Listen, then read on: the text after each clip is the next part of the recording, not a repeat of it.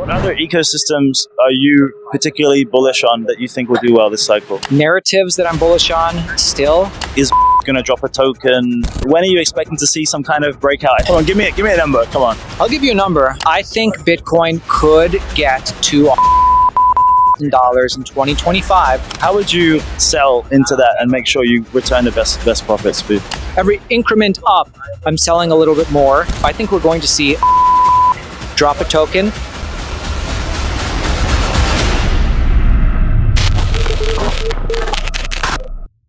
All right, guys, welcome back. We are here on the EAK VIP boat in Singapore, and I'm glad to have my good old buddy with me, Aaron Arnold.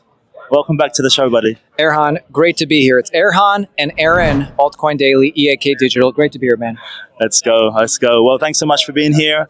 So look, let's talk about the market. What is going on right now? Like, we've been in like a sideways chop for nearly 6 months.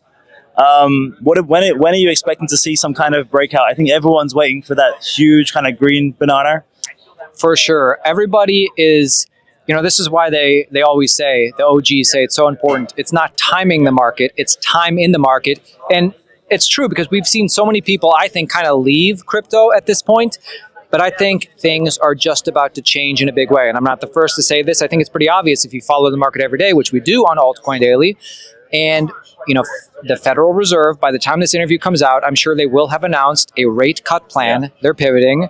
Not to mention, we have a big U.S. election coming up. I don't necessarily know if Trump will win, but the fact is crypto is a U.S. election issue, and crypto is basically institutionalized. Not to mention, those of us who are familiar with like the 4-year cycle in crypto, I'm not saying it's everything, but if you believe in that, we would only kind of expect the year 2025 to be a bullish year. So I do think Q4 of 2024, things are about to change. And by the time we get to basically 2025, I think things are going up in a big way. I'm a believer, and I think like the markets, macro, they show that. I mean, here's the thing, Erhan, Bitcoin at 58K for the past 6 months, and people are bearish. Guys, this is almost all-time highs of last cycle. Yeah, I mean, look, I get more nervous when the market goes up, and I get more calm when the market goes down. And I think that's the kind of opposite mindset that you need, honestly, as an investor. Mm-hmm. I keep piling in on these dips. But anyways, okay. So in terms of the kind of the market cycle, I think we've been seeing less and less in terms of the Bitcoin multiples, right? In terms of the all-time high. Diminishing returns. So what does that diminishing returns look like for Aaron? For a Bitcoin all-time high figure? That's the question. The question is, in 2025, if that's the year, which it seems like a lot of things are lining up where Bitcoin fully breaks all-time highs, the question is, how high can it go, right? Right. And first of all, if any of us knew the future, we'd all be rich. But that being said, it's our job to kind of speculate on what we think is going to happen. To me, I think it's incredibly obvious, first of all, that Bitcoin is going to clear $100,000. Some people don't even say, they're questioning, if Kamala gets into office, some people are saying, it's only going to this much. Where I'm not trying to get political, but to me, no matter what happens, it's obvious that Bitcoin will hit 100K in 2025. And then, of course, it's the big question, how high does it go after that? Erhan. Come on, give me a number. Come on. I'll give you a number. I know what it takes to get views, Erhan. Guys, everybody like the video. And if you notice people walking behind us, it's the hustle and bustle of a great event by EAK Digital. Don't just subscribe, comment. Yeah, for sure. You know the drill. So yeah, I think $100,000 is obvious. I think once it hits that, we will see a lot of volatility. It'll probably dip below and people say, 100K was the top. I think Bitcoin could get to $140,000 in 2025. And we really have to, this is why it's so important to follow channels like Erhan's and Altcoin Daily, because we have to change our minds as new information comes in. The fact is, I'm expecting countries like Middle Eastern countries like Saudi Arabia to announce that they're buying Bitcoin. They're huge gold owners, and these different things where we don't know if they're going to announce it this year, next year, the year after. And things like that, if Trump gets elected or a pro-crypto president, these are really huge factors we have to consider. I think 100K is locked in. Again, not financial advice, anything can happen. I remember people said that in 2021. and Erhan, that's so true. Everybody said 100K is happening in 2021. It didn't happen, but I feel like so many people are scared to say it this time when the fundamentals are so different. The Bitcoin price is the exact same as almost the top of 2021. In my opinion, it's de-risked. BlackRock is in. It's institutionalized. Now it's a U.S. election issue. It's the same price, except it's de-risked. I mean, I would say 140K is the number I'm kind of looking at, but I'm going to continue to update my opinion. Maybe it only gets to 110K. Some people are saying 200K, and things could get crazy. That is true. I would say 100K is the first milestone. It'll dip, and then hopefully it reclaims it, and then it's like a big question mark. How high does it go after that? 120K, 140K, like basically 140K. I'm just going to put it out there. It's my base case. 100K is my bear case, and then my bull case, probably 160K plus. Okay, well, look, obviously a lot of people watch your channel because they need the advice. They want to know what they should be doing with their coin. They don't have the inside knowledge that you guys have. You've been in the market for so long. So, okay, so let's say 140K is your number for the top. How would you sell into that and make sure you return the best profits for you? That's the question. And everybody's financial situation is different. It's called personal finance for a reason. Like, what I'm doing is vastly different from what other people are doing. And for everybody's different, but just kind of like general best practice advice, when to sell, how do you know how much to sell? When I'm going into Bitcoin, I cost average. Some people cost average like every 2 weeks or whatever it is, a set amount of time. I try and be a little bit sharper with my cost averaging. Every time I see there's like a major 30% correction, I buy more. And that's kind of the way I do it when I cost average out or sell in increments out. So when Bitcoin hits 100K, and I've been in Bitcoin and crypto a long time, and Bitcoin's gone up since the bottom of the bear market, I'm going to sell a little bit. If it gets to like 110, 115K, sell a little bit more. And every increment up, I'm selling a little bit more. And it's not that I'm bearish on the asset class. It's just we know that the bottom of this cycle was, 15, 16, 17K? Yeah. And so it's gone up a lot. And so I try and cost average out, or however you'd call it. Okay, so we spoke a lot about Bitcoin. I know you guys are huge fans of Bitcoin and ETH and Sol, I think, on your channel. But outside of the obvious kind of like ecosystems, obviously Base is like killing it with on-chain summer. Ton is killing it with their mini apps. Sui is really starting to get super popular and is going places. What other ecosystems are you particularly bullish on that you think will do well this cycle? Well, I mean, you named a lot of good ones. There's Solana, there's Base, there's Sui. Did you have any dark horses? Have any what? Dark horses? What is that? A dark horse, like... dark horse, yeah. Here's kind of my thesis and the way I think about it. We are, in the past, throughout 2024, it's been smart to kind of pick what's hot. And it's in retrospect, it's obvious. AI coins, meme coins. I always try, if I see like some certain meme coins really, busting through like Pepe did like 9 months ago, to me, I look, what are the derivatives in meme coins? Or like Brett from Base, what are the derivatives? Like obviously meme coins are going up. I actually think we're entering what Raoul Paul of whatever his company is. Raoul Paul. Something Vision. Yeah, Macro. Real Vision? Real Vision, Real yeah. Vision, yeah. He calls it the banana zone. To me, like I think we're entering like basically a 6 to 8 month period, could be 11 months, where it's called the banana zone, where everything is going to increase and it's going to become overvalued to some degree because people have been like Erhan here, who's been in Bitcoin and Ethereum for a long time, and Solana and whatever. The market's going to really increase, and it's like, I'm not getting the same amount of gains that I was getting before. I'm going to put some of that money into the smaller caps. Meanwhile, new people coming in the market going, well, I missed Bitcoin, ETH, Solana, all that stuff. I need to put my money in the smaller caps, and we're just going to see all markets go up. I mean, I guess if I'm going to, like, narratives that I'm bullish on still, I think AI and crypto going to continue to be a hot narrative. I am bullish on Base. I am bullish on Solana. It's hard to really say at this point. I think the smartest thing that this audience can do right here is just follow me and Erhan, Altcoin Daily, and EAK Digital every single day, and get the alpha, because the way the market's been for the past 6-9 months, it's about to change in a big way. Where if you thought things were like frothy over the past 6 months and there have been periods, hopefully, nobody knows the future. But I think if Bitcoin reclaims all-time highs, gets to like 70K, and Ethereum reclaims 4K, not even all-time highs, I think we're going to get to a point where retail and just money is going to come into this market and things are going to go up.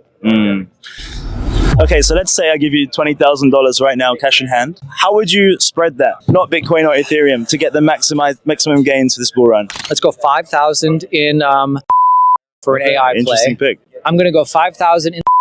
Got to go with the meme coin. I'm still bullish on AI. Is it going to keep? Are we going to see anything from you guys that we should be expecting? But I just think the sellers are exhausted on this one token, and it is.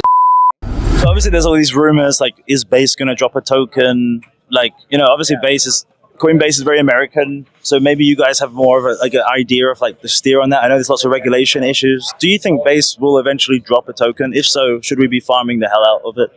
Because I live in America, I have a direct connection to Brian Armstrong, the CEO of Coinbase. Oh, really? I'm just kidding. That was the implication. Because I'm so close to Coinbase, an American company. No, but I mean, that's a good question because we've seen other, like Uniswap, in my opinion, is an American-centric company. And they were kind of the first to kind of drop a token to the active members of their community. And since then, we've seen plenty of companies do it. In my opinion, I think we're going to see MetaMask drop a token, maybe on the Linea ETH2. I don't know if Coinbase is going to do it on Base. I do think it's smart to be in that ecosystem for the chance. Because not only that, I think it's a hot ecosystem. There's definitely like value and things going on there. Whether like Coinbase might never drop a token for their users on Base, but I think there is a chance, and I think it is smart to be in that ecosystem. Okay, so let's say I give you $20,000 right now, cash in hand. Which I paid you for this interview. No, I'm joking. I wish. Yeah. How would you spread that? And not Bitcoin or Ethereum to get the maximum gains for this bull run. $20,000, odd number. Like 10,000 would be like an easier number, or 100,000. But yeah, let's keep it $20,000. And guys, I'm going to shill a little bit here. These are, like the most honest answer I can give are things I'm already invested in. So, but just know I'm a shareholder, token holder. I would stick to a couple different verticals. I'm still bullish on AI. There's many, tons of AI tokens. I like LimeWire as an AI token, not only because it's AI, but because it has that nostalgia factor for millennials like us, where we're familiar with LimeWire, the file sharing back in the day. Well, they've totally pivoted. Now they're AI and giving power back to the creators. But generally, I'd put let's go 5,000 in LimeWire for an AI play. Interesting pick. I'm going to go 5,000 in Solana, even though everybody knows about that. Like, I think you said I couldn't do Bitcoin or Ethereum, so we'll go 5,000, kind of like a safer play, Solana. We'll go, I got to go some meme coins. Okay. I'm going to, like I said, I'm bullish on the Linea Ethereum L2. They're kind of, the L2 behind like MetaMask, and they're very close with consensus. So I got to go with the meme coin Foxy on Linea.